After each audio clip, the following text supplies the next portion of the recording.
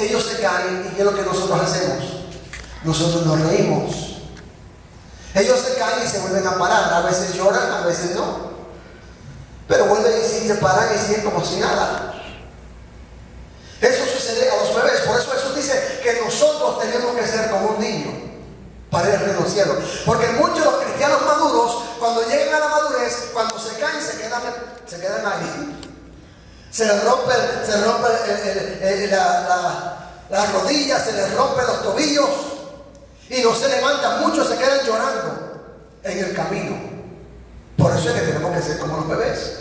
El bebé cristiano puede venir el momento que flaquea y cae, pero vuelve y se levanta y sigue experimentando las maravillas de Dios.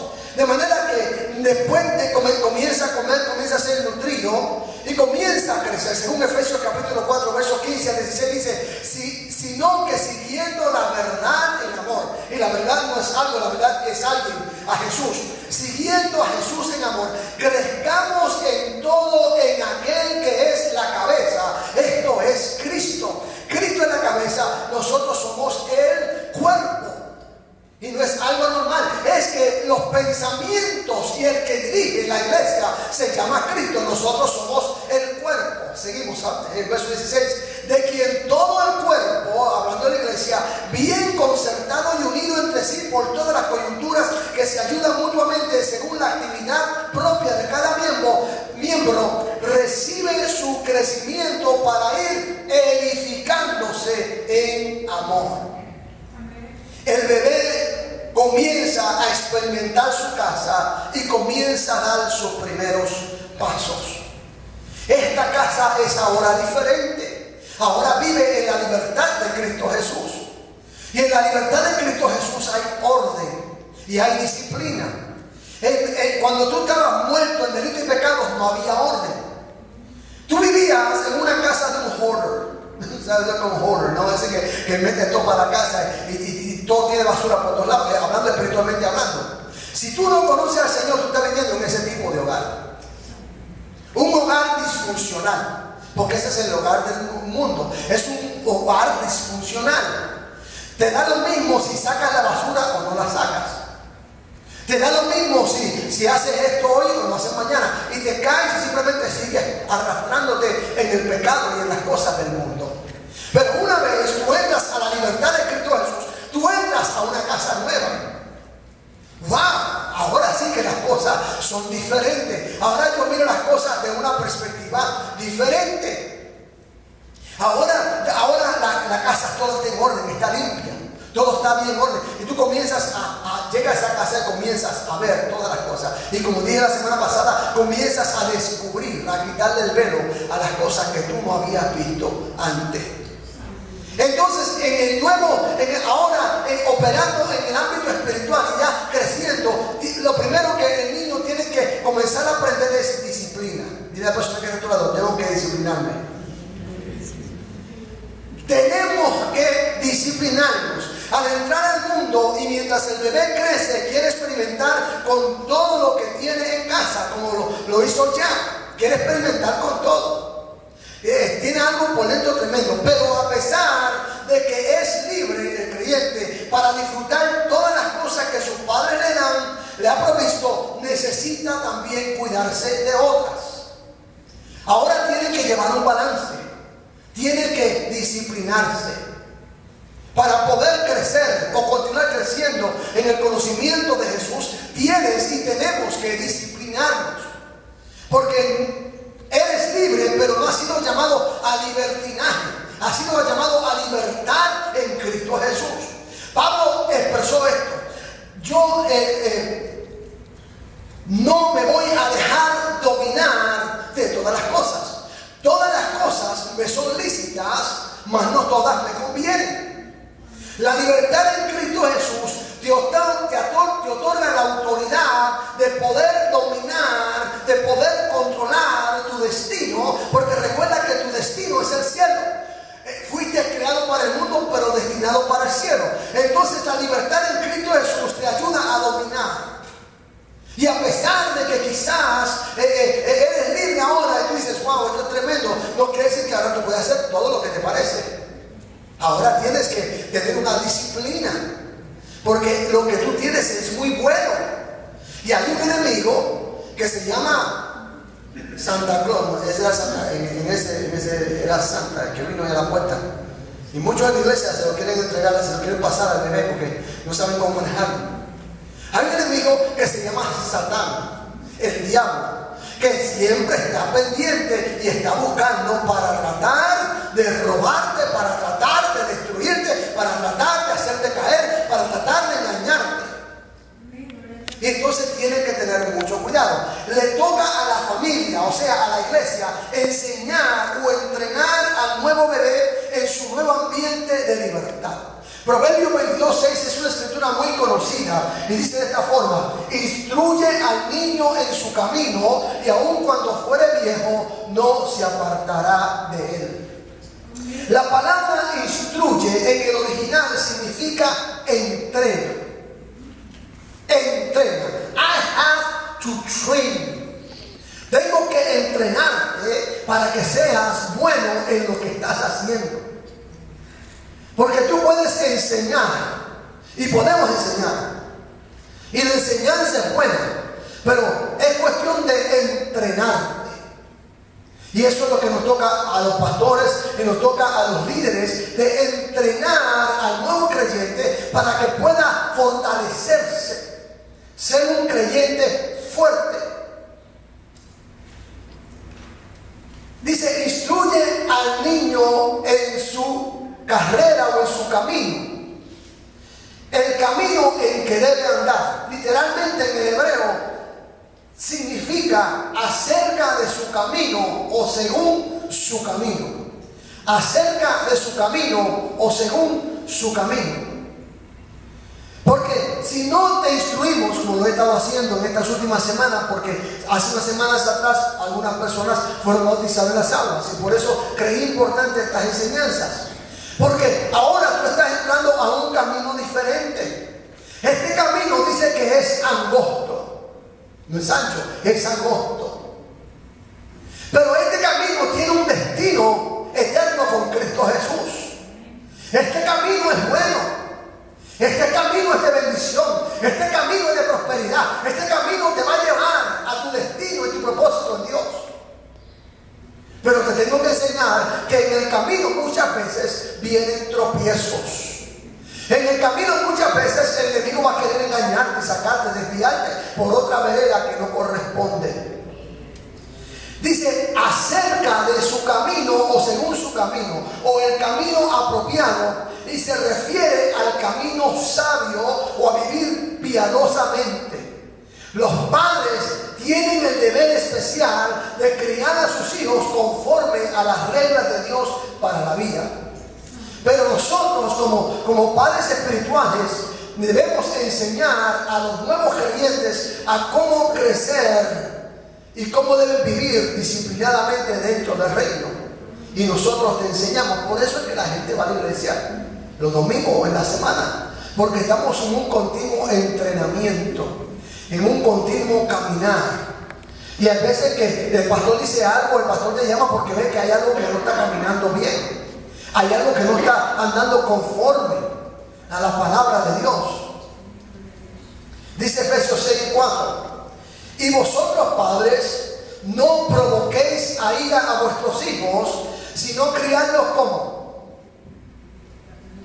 ¿Cómo? Según el verso, criadlos como en disciplina y en amonestación del Señor. Vosotros, padres, no provoquéis a ira a vuestros hijos, sino criadlos en disciplina y amonestación del Señor. Nosotros leímos el primer verso de ese capítulo en Efesios capítulo número 4 y dice: hijos, obedeced a vuestros padres en el Señor. Esa parte nos la enseñamos. Nosotros cuando queremos imponer nuestra voluntad sobre nuestros hijos, le decimos, la palabra dice: hijos, obedeced a vuestros padres. Pero nos olvidamos de en el Señor. Hijos, obedeced a vuestros padres en el Señor. Y seguido ese verso dice: no provoquéis a ira a vuestros hijos, sino criarlos en disciplina, en amonestación del Señor. Siempre que llego a este verso me acuerdo una experiencia que yo tuve cuando era muchacho. Mi hermano y yo, Juan Marcos y yo, teníamos un date. Habíamos, obviamente él con su novia, y yo con otra muchacha, iba acompañando a él en ese date. Era una comida de la iglesia, una cena profundos. No íbamos para los movies, no íbamos para pasear para la playa, íbamos para una comida de la iglesia. Y habíamos comprado los tickets. Y mi papá era pastor. Ese día mi papá había hecho otros planes. Y ya nosotros le habíamos avisado que nosotros teníamos un compromiso, teníamos un date. Íbamos a una comida. Y cuando mi papá sale con estos nuevos planes, nosotros le decimos, pero es que nosotros tenemos ya un compromiso. Entonces mi papá nos dijo, está bien, no hay problema, vayan conmigo a esta actividad, que es una actividad por la mañana, y si se extiende más allá, cuando llegue la hora de su compromiso, pues nuestro cuñado, el esposo de mi hermana, él los lleva al destino de la comida, donde va a ser la comida, para que puedan también tener su oportunidad de estar con esa comida, con ese date que teníamos. Yo no estaba muy interesado en el date, yo simplemente iba a acompañar a mi hermano, porque la pareja que me habían puesto no, para nada, yo nada más iba como chaperón.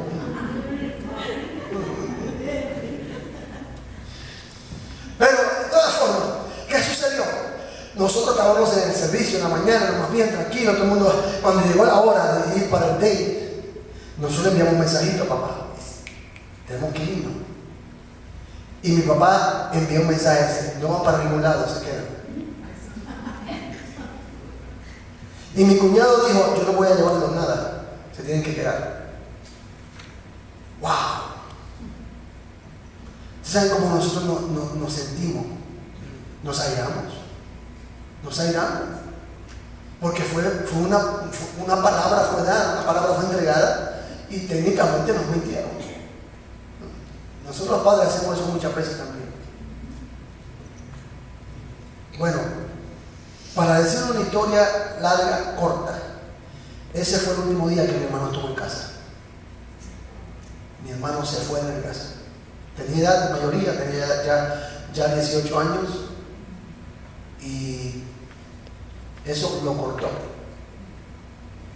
Pero el predicadorcito, el predicador chiquitito, pues más joven, tuvo que regresar a casa. Cuando llegamos a casa, mi papá le pregunta a mi mamá, ¿dónde está Juan Marcos? Y yo le dije, se fue. Lo vine a buscar, se fue.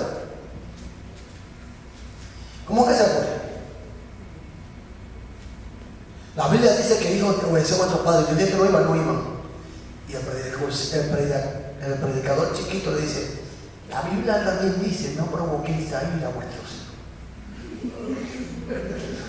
Yo no sé de dónde, pero una escoba.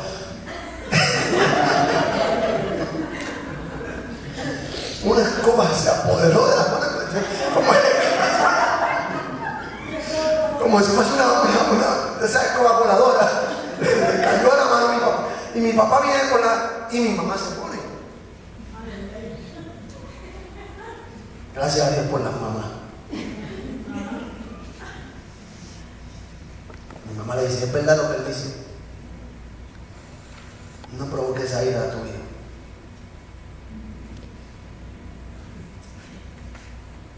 No provoquéis a ira a vuestros hijos, sino criarlos en disciplina y amonestación del Señor.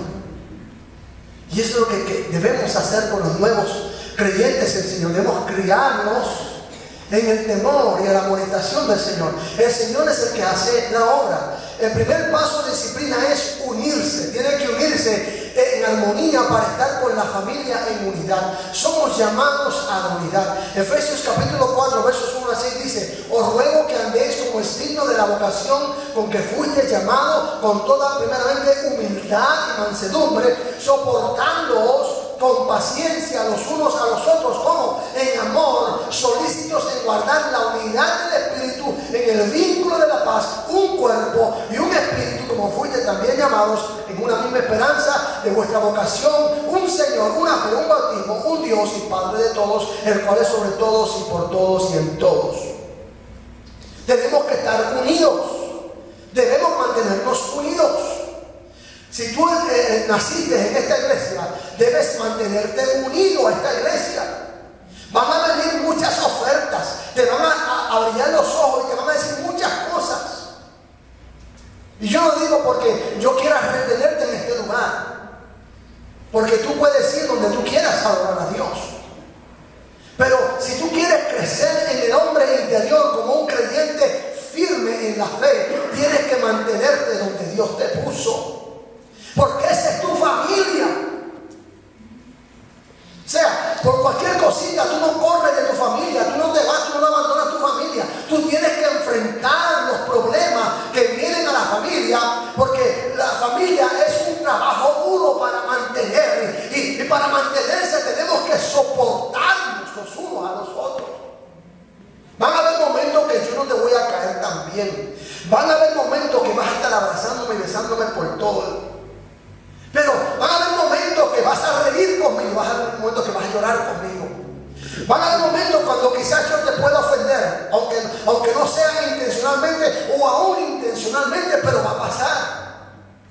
Entonces por esas cosas vamos a correr de casa y nos vamos a ir. No, es tiempo de fortalecernos en la fe y aprender de las situaciones, aprender de los problemas y afincarnos aún más en la fe que hemos recibido, porque no se trata de nosotros, se trata del cuerpo de Cristo, se trata de la iglesia de Cristo, se trata de la vida de Cristo, se trata de la cabeza que es el Señor y Rey, se trata de Él. Y como se trata de Él, no podemos permitir que el enemigo nos separe. No podemos permitirlo. Tenemos que reconocer y respetar a los que nos cuidan, espiritualmente hablando. Efesios capítulo 4, versos 11 y 12. Y Él mismo constituyó a unos apóstoles, a otros profetas, a otros evangelistas, a otros pastores y maestros. ¿A qué? A fin de perfeccionar a los santos para la obra del ministerio, para la edificación del cuerpo de Cristo. La iglesia es el cuerpo de Cristo sobre la tierra y tenemos una función que podemos llamarla a esa función la obra del ministerio. Yo le hablé en otra ocasión sobre el ministerio. ¿Qué quiere decir ministerio?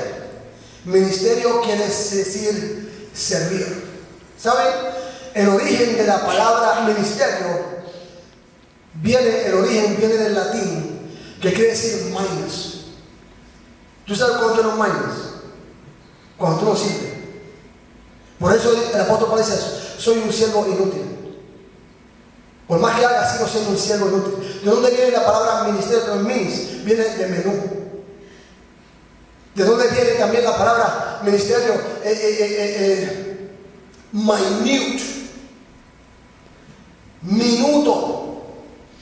O sea, cuando tú dices yo tengo un ministerio, simplemente tú eres un siervo inútil. Yo soy un siervo inútil. Somos ministerios, somos servidores del reino de Dios. Se trata de Él, pero tenemos que sujetarnos a los que presiden sobre nosotros. Si hay diferentes ministerios, pero solo una obra, como dice Efesios capítulo 4, 11. Y entre ellos están estos ministerios. Número uno, los apóstoles. ¿Qué es un apóstol? Un apóstol es uno que es enviado a una misión. Hoy en día a un apóstol se le conoce en nuestro lenguaje un misionero. Un misionero es igual a un apóstol. Estaba hablando con un pastor ayer y él me iba a hablar sobre esta cuestión de apóstol, porque hemos visto que muchos apóstoles se están levantando. Había ciertas características que distinguían al apóstol. Pero si lo podemos mirar simplemente, no podemos meternos en mucha teología, en mucho pensamiento y tratar de decir eso, no, porque simplemente en estos días lo que es apóstol es simplemente un título. Un título. Pero lo que define a la persona no es el título. Lo que define a la persona es la función. Es lo que hace. Una persona puede llamarse apóstol, pero si no ha sido enviado, no es apóstol.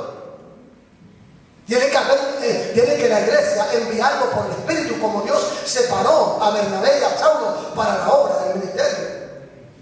O un misionero puede ser un misionero, pero si no es enviado, entonces no es realmente un misionero, porque el misionero es enviado, sale de un lugar con una misión por el Espíritu. ¿Quién es un profeta? Profeta es uno que habla cosas divinas, como el predicador que expone la palabra. El predicador, ahora yo estoy predicando con ustedes, yo soy un profeta. Yo estoy profetizando la palabra de Dios. Estoy hablando la palabra de Dios a sus vidas. Estoy exponiendo, trayendo la luz, revelando la palabra de Dios. Yo no, el Espíritu de Dios que está en mí. A veces yo me siento a escuchar las grabaciones y digo, wow, yo dije eso. Y el Señor me da un cantacito, me da un poco de tazo. Tú dijiste nada, que dije fui yo. No. El Espíritu Santo es el que habla a través de nosotros, los profetas. Ahora, hay el ministerio, el don profético, que Dios puede usar a una persona para traer una palabra para edificación de la iglesia en un momento dado. Y no se deja simplemente en hablar lenguas, tiene que haber una traducción al español o al lenguaje que tú entiendas lo que el Espíritu dice. Esto es completamente otra predicación, otra enseñanza. Pero dejo estos ministerios, los evangelistas. Los evangelistas son un predicador del evangelio, uno que va predicando el evangelio, los evangelios, que es la buena nueva de salvación. Están los pastores. Pastores es uno que vela e imparte conocimiento. Y casi siempre el pastor realiza todos estos ministerios en momentos dados, en su momento apropiado. Luego están los maestros. El maestro es uno que enseña, imparte, entrena, capacita. Y cada uno de ellos son importantes. Cuando los hijos van creciendo, crean una identidad. Y los padres ya los conocen. Entonces, cada uno es importante. Nadie es menos que nadie. Todos son importantes. ¿Para qué? Para la obra del ministerio. Para que el cuerpo pueda caminar efectivamente. Yo sé que probablemente algunas personas dirán, pero ¿por qué el pastor no está enseñando? Y no es que yo lo enseñe, yo enseño. Pero para eso Dios puso maestros. Y Dios los separó, nosotros los hemos identificado como maestros y ellos enseñan la palabra de Dios. Tanto ellos como yo en un momento dado pueden predicar, como también yo puedo enseñar. Pero cada cual tiene su función en el cuerpo de Cristo. Algunos son evangelistas y van predicando por las calles, hablando del amor de Dios a otros. Pero porque el pastor no está dando tratado, porque no está evangelizando, porque esa no es la función del pastor. El pastor puede dar tratados y puede evangelizar también, pero la función es, hermano, es parte del cuerpo y está realizando su labor. Cada cual está haciendo la obra, está operando conforme al ministerio que Dios le ha dado. Ahora, cuando ese niño va creciendo, ¿verdad? Nosotros padres, ese bebé está en casa, está caminando, y tú lo ves, y tú lo ves que está caminando y brinca y salta, que sé yo qué, y a veces lo llevamos, ¿verdad, Héctor? A Esteban lo llevamos a Esteban para allá. Y Esteban cuando llega al principio está bien calladito, bien tranquilito, Dios te bendiga, ¿verdad? Un ejemplo nada más esto, ¿sabes? Nosotros queremos a Esteban un montón. Pero Esteban dice, tú lo ves ahí, ya mismo, eso es un fueguito que tiene por dentro, ya mismo. Tú sabes que va, cuando coja confianza, olvídate. Y a veces le ponemos unos nombres. A nuestros niños, conforme a cómo actúan, a cómo hacen, a cómo crecen. Por ejemplo, el eléctrico. Esa persona que dice, él habla hasta por los codos. El analítico. Ese comenzamos a darle los nombres. Pero, ¿qué es lo que estamos haciendo? Es que estamos definiendo cómo esas personas son. ¿Qué pasa? Que entonces cuando el bebé llega a casa y comienza a caminar, da sus primeros pasos, comenzamos a ver ciertas distinciones de ese bebé o de esa criatura que decimos, este va a ser un buen esto o va a ser un buen lo otro, buen abogado, buen doctor, va a ser carpintero, va a ser... Ya nosotros comenzamos a ver los rasgos de lo que va a salir de esa criatura. ¿Y qué hacemos nosotros? Comenzamos a buscarle las cosas que le gustan al nene o a la nena para que comience a operar dentro de esas cosas. Ahora, a principio quizás nosotros los padres queremos buscar la forma y por ejemplo metemos al niño a una pequeña liga para que aprenda a jugar deportes y queremos que él sea un atleta. Algunos que queremos que sea esto o que sea lo otro, pero cuando llegamos al fin el niño va a escoger lo que quiere ser. Pero nosotros comenzamos a ver y identificar las cosas que le gustan. Así en la iglesia, en el cuerpo de Cristo también, cuando las personas llegan, comienzan a crecer, nosotros comenzamos a identificar y a ver cómo podemos usar a esa persona que ahora se añadió al cuerpo. Cómo puede ser útil, porque ya pasó por el proceso.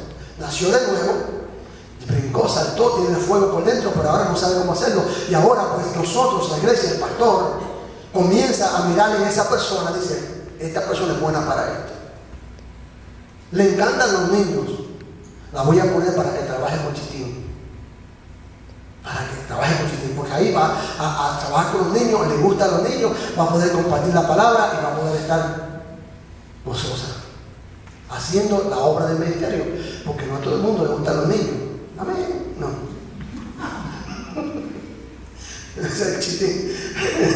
Chitín tiene una paciencia muy grande. La función de la familia o del ministerio. La iglesia es el cuerpo de Cristo sobre la tierra y tenemos una función que podemos llamarla mediante la obra del ministerio. Ahora voy a relatarles una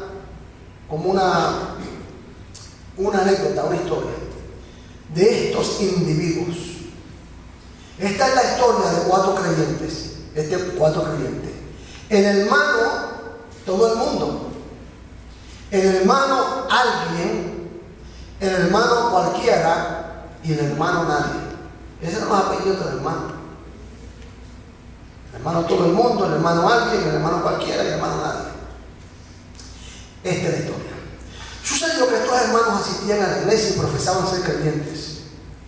Un día se mudó un nuevo vecino a su comunidad. Y el hermano todo el mundo pensó que el hermano alguien podría hablarle de Jesús. Cualquiera podía hacerlo, pero no lo hizo nadie. Alguien se molestó, porque este era el trabajo del hermano de todo el mundo.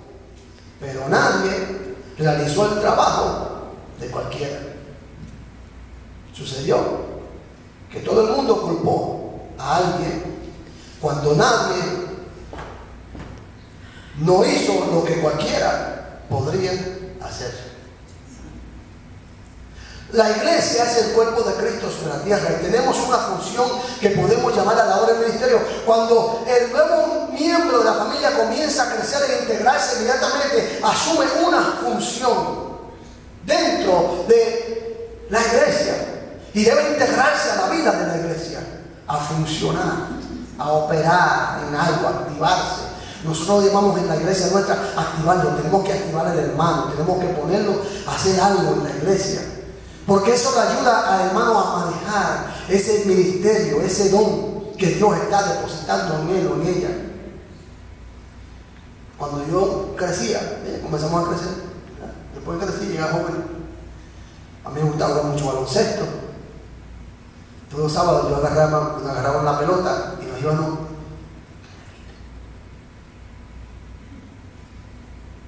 por la parte de atrás de la casa. Y cuando se abrió una puerta, mi papá estaba, ¿cuándo ustedes van? No, yo no lo conozco. No, hay un hoyo de basura que tenemos que hacer. Eso era, mira, fíjate, nosotros decíamos que vivíamos en África o que éramos esclavos. Eso, nosotros sabemos, yo hacer el hoyo, yo doy gracias a Dios por esa enseñanza porque me ayudaron mucho, pero unos hoyos de basura, casi todos los sábados despertábamos con una pala y un pico. Y cuando viví en Puerto Rico, esto era ligar cemento todo el tiempo. Porque en Puerto Rico siempre están construyendo las casas. Si no están haciendo una casa, si hicieron la casa abajo, ahora comienzan a fijar para arriba. Y si no, para el lado. Y siempre hay varijas y piedras por todos lados, y bloques también. Y mi papá era esa persona que si no había, se inventaba. Ahora no sé si tú eres un padre así, pero mi papá era esa persona de que, mira, él no te podía ver tranquilo, no te podía ver haciendo nada porque encontraba algo para tú hacer. Y ahora los sábados no teníamos que ir para la escuela, estábamos tranquilos durmiendo y él venía, ¡se acabó la noche! Era el invierno y agarraba la fresa y hacía ¡pua! Sacaba y nos quedamos ahí. Hay que trabajar. Una disciplina dura. Fue buena, nosotros agradecemos mucho, a pesar de que en el momento no lo apreciábamos. En el momento no lo queríamos, no lo apreciábamos, pero después de mayores ya agradecemos porque viendo la juventud de hoy en día, la sociedad de hoy en día, que, wow, bueno, ni hablar de eso. Mi papá, entonces, cuando llegamos jóvenes, hizo una lista a mi mamá. Y quizás hoy vamos a hacer un poco, por favor, tolérenme un poquito más, porque hoy vamos a terminar esta serie. Pero lo que mi papá hacía era que ponía una lista en la nevera. Nosotros somos 9 hermanos, yo dije eso ante ustedes, somos 9. Hoy, Manny va a fregar los platos, este va a sacar la basura, este va a hacer otro y lo otro. Es una lista. Y nosotros nos levantamos por la mañana a ver qué era lo que me tocaba hacer ese día. Y a veces pues procurábamos cambiábamos las tareas. Porque si tú fregas por mí, yo saco la basura y así hacíamos intercambio. Pero nos dio una lista de cosas que hacer. No podíamos estar en la familia sin hacer nada. Tampoco podemos educar a nuestros hijos como que, para que sean vagos, para que no hagan nada. Tenemos que enseñarles responsabilidad desde chiquitos. Tienes que hacer esto o tienes que hacer lo otro. Y si no lo haces, tiene esta consecuencia. Tienes que cumplir con esta tarea. En la obra del ministerio, igual, nosotros tenemos que ponerte, activarte en la fe, en el trabajo de la iglesia. Para que tú no simplemente vengas a la iglesia y te sientes simplemente ahí a comer, y a ponerte gordo. Tienes que integrarte. Y mira, y si el pastor no te escoge, ofrécete. Yo puedo hacer esto, yo puedo hacer lo otro, yo puedo ayudar con esto, yo puedo ayudar con lo otro. Pero mantente activo en la fe. Ahora, no uses esa actividad para mantenerte lejos de la palabra o para mantenerte lejos de este tiempo que tenemos aquí de oración. Eso es otra cosa. Mientras creces, te integras a hacer algo en la casa. Tus padres van observando lo que puedes hacer y te llaman a hacerlo. A veces quizás no te guste, pero después de estos observaste, ellos vieron que hicieron tu función, ellos comenzando a analizar y dicen, wow, este lo hace bien, y comienzan a colocarte en donde tú puedes funcionar mejor. Y así surge el llamado de Dios a los diferentes ministerios. La obra sigue siendo la misma, aunque hay diversos ministerios. La familia sigue siendo la familia, aunque hay diversas tareas que hacer. Cuando estamos unidos en propósito, entonces se convierte en la obra del ministerio. Esa es la importancia de la unidad en la fe. La fe es una sola, no son muchas fe, es una fe. Dice Efesios 4:13, hasta que todos lleguemos a ¿qué? Lleguemos a la unidad de ¿qué? La unidad de la fe y ¿qué?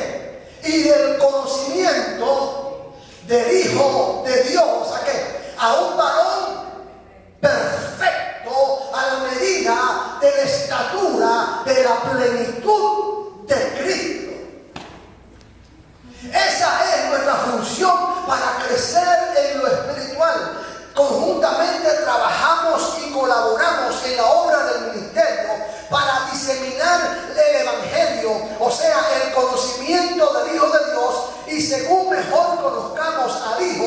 través de la unidad en la fe crecemos en estatura y nos acercamos o llenamos más de Cristo Jesús.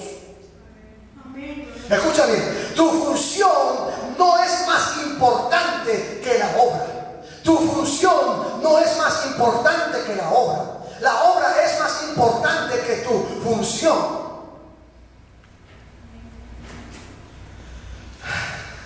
Quizás haya peleas en el hogar porque todos quieren hacer lo mismo, pero esto no puede entorpecer la obra. Se tiene que hacer. Probablemente había dos personas que quieren lavar los platos, pero hay que sacar la basura también. Hay que sacar la basura también.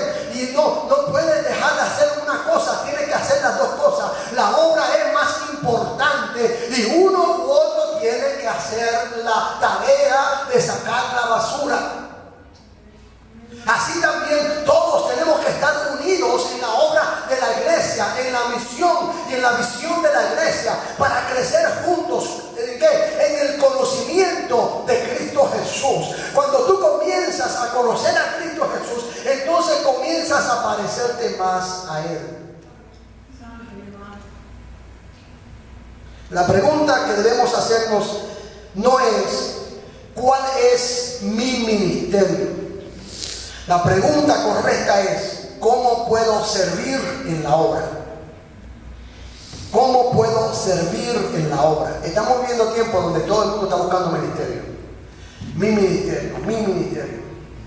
No es tu ministerio ni es mi ministerio tampoco. Es la obra de Dios. Es la obra de Dios. Todos trabajamos. Mientras creces en la obra, llegará el momento que encontrarás entonces el ministerio que puedas realizar, y entonces seguirás creciendo en la obra hasta que lleguemos a la plenitud de Cristo. El problema es que muchos creyentes se han desenfocado de la obra.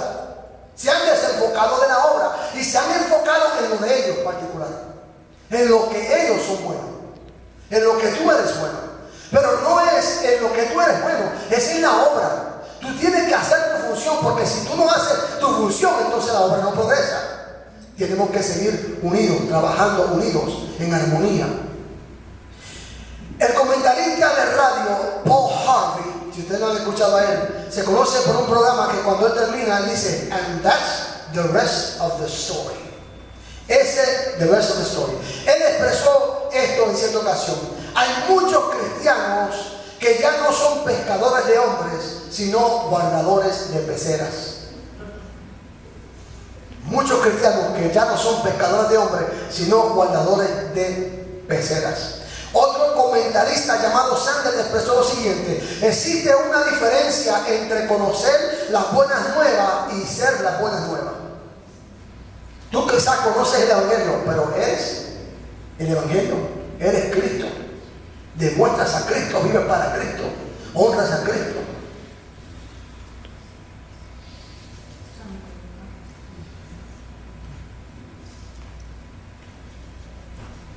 Otra expresión que usaron: en medio de una generación que grita por respuesta, los cristianos están tan tartamudos, están largos, no saben qué hacer. En una generación que está gritando por respuesta a los problemas, pero los cristianos están tartamudos. Un estudio de Barna reveló la respuesta que la gente dio a las siguientes preguntas. Usando una palabra, escúchame, usando una palabra, describe a Cristo. Las respuestas fueron sabio, compasionado, humilde, amoroso. Luego hicieron esta pregunta, usando una sola palabra, describe a un cristiano. ¿Qué fue lo que la gente puso? Criticones, exclusivos, hipócritas, pillones. ¿Qué diferencia? Yo no sé si pueden ponerme la webpage en la pantalla, ahí atrás, y pueden buscar el search engine de Yahoo y ponlo ahí en la pantalla para que todos vean.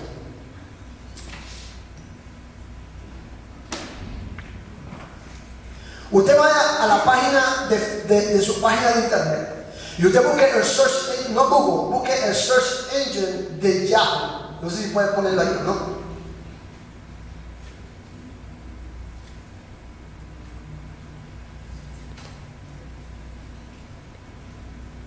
Si no se puede, me dicen. Se puede. Ok, Yahoo, ¿verdad? I want you to type, Omar. I want you to type this. Why are Christians so? Okay, wait. Ustedes quizás no pueden verlo, pero look at what does it read? Can you read it back there? Why are, in the search engine de Yahoo, ¿verdad? Okay, judgmental, hateful, hypocrites, persecuted. Why are Christians so mean? Why are Christians so stupid? Why are Christians against Halloween? Why are Christians called Christians? Why are Christians so intolerant? Why are Christians against yoga? Todas las preguntas, todo lo que te dicen es cosas negativas de los cristianos. ¿Por qué es que la sociedad tiene una imagen tal de la gente que se llama cristiano? De los que conocemos el Evangelio, de los que hemos recibido ese poder. La razón es porque nos hemos desviado. No estamos usando correctamente el poder del Espíritu Santo que vive en nosotros como creyentes. Mientras tú y yo crezcamos en el conocimiento de Jesús y le permitamos ser el todo en nuestras vidas, vamos a poder crecer y reflejar quién Él es.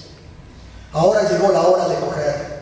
Ya eres grande, ya conoces a Jesús, ya creciste, ya eres maduro en el Señor. Es tiempo de correr. Habacuc dice en el libro de Habacuc capítulo 2 verso 2: y Jehová me respondió y dijo: escribe la visión, declara en tablas para que corra el que leyere en ella. Aunque la visión tardará aún por un tiempo, mas se apresura hacia el fin y no mentirá. Aunque tardare, espéralo, porque sin duda vendrá y no tardará. Somos mensajeros. Dios nos escogió como soldados para crecer en el conocimiento de Cristo Jesús, para transformar a un mundo lleno de pecado, para salvar a vidas que están desesperadas por escuchar un mensaje de esperanza, un mensaje transformador, un mensaje que viva, un mensaje vivo, un mensaje que cambie el corazón del hombre. Amén. Somos mensajeros de este evangelio y tenemos que correr. Efesios capítulo 4 versos 15 al 16 dice: sino que siguiendo la verdad en amor crezcamos en todo aquel que es la cabeza, esto es Cristo, de quien todo el cuerpo bien concertado y unido entre sí por todas las coyunturas que se ayudan mutuamente según la actividad propia de cada miembro, recibe su crecimiento para ir edificándose en amor. Vamos creciendo, pero no para hacernos grandes y para hacernos de un ego, sino más bien para compartir la fe que hemos recibido en Cristo Jesús. Van a venir muchas críticas. Esa de Yahoo, Why are Christians so? Van a venir muchas críticas. Y se nos dice hoy en día, hoy en día la iglesia, los cristianos estamos siendo perseguidos. Hoy en día, a pesar de que quizás los musulmanes y los islamitas terroristas hacen todo lo que ellos hacen, ellos no son criticados, ellos son respetados. Y se les defiende los derechos que ellos tienen para expresar su religión. Mientras que el cristianismo se le va tapando la boca. Mientras que los cristianos que tienen todo ese poder, que en los tiempos cuando comenzó el evangelio andaban con poder predicando la palabra, se paraban en las esquinas, no tenían temor de hablar de Cristo, no había ningún temor. El poder del Espíritu Santo llenaba las vidas, las almas eran salvas, no había temor. Pero la sociedad comenzó a decirte: no, mira, los cristianos no pueden llevar la Biblia, los cristianos no pueden orar, los cristianos en la escuela, los cristianos no pueden hacer esto y lo otro. No hables de eso en el trabajo, no puedes hablar de Cristo en el trabajo, no le hables a la vecina, no digas que esto está malo, no digas que esto es pecado. Entonces tú comenzaste a adoptar esa mentalidad. Yo quiero retarte, iglesia cristiana, puertas abiertas, que es tiempo de salir de esa mentalidad y entender que Dios te ha dado dunamis. El dunamis se llama el poder del Espíritu Santo. Dios te ha capacitado, Dios te sacó del peso del lodo cenagoso, del peso del pecado. Dios te dio vida cuando tú estabas muerto. Dios te hizo una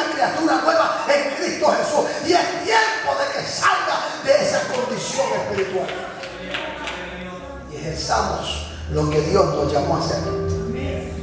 Concluyo con esto. Esta es la anécdota de una carrera de sapos que se iba a hacer. Los dueños de los sapos pusieron una línea para que el sapo que cruzara la meta saltando se iba a ganar $5,000. La carrera comenzó y los fanáticos comenzaron a gritar y a volarse de los sapos. Los sapos confundidos comenzaron a saltar de allá para acá, de allá para acá, y comenzaron a saltar por todos lados, menos un sapo. Este sapo, todos los sapos brincando por todos lados, y ese sapo pasó la línea. Todos los demás se quedaron, pero ¿cómo puede ser posible? Solamente ese sapo cruzó la línea y se ganó los $5,000 el hombre. El hombre le dice a los otros dueños: es que mi sapo es sordo. Mi sapo es sordo. ¿Qué es lo que quiero decirte por esto? Tienes que hacerte sordo a lo que dice el mundo. Tienes que hacerte sordo a los que te critican. Tienes que hacerte sordo. Y yo quiero que entonces abra tus oídos a lo que Dios dice. Abre tus ojos a lo que Dios está mostrando, lo que Dios está revelando. Abre tu boca para hablar las grandezas de Dios, que Dios quiere usarte para hacer cosas grandes. Iglesia, este es tu momento. Este es nuestro momento. Te invito a que estemos aquí. Aleluya, aleluya, aleluya, aleluya. Gracias, Señor. Gracias, Señor, gracias, Señor. Aleluya, aleluya, aleluya, aleluya, aleluya. Para aquellos que nos están mirando a través del internet, porque tenemos un grupo de personas que nos miran a través de internet. Para ti que estás viendo a través de internet, tengo una palabra para tu vida. También ahí donde has conectado, Dios puede tocar tu vida, Dios puede cambiar tu vida. Dios siempre llega a tiempo. Dios te ha llamado, Dios te ha escogido con diseño y propósito. Dios tiene un plan para tu vida. Si tú deseas recibir al Señor Jesús en tu corazón, yo te invito a que tú envíes un mensaje a través de nuestra página de internet o del medio de Facebook donde estés conectado. Envía un mensaje y comparte con nosotros que Dios salvó tu vida. Queremos compartir tu testimonio con los hermanos que estamos aquí. Dios es el mismo ayer, hoy y por todos los siglos.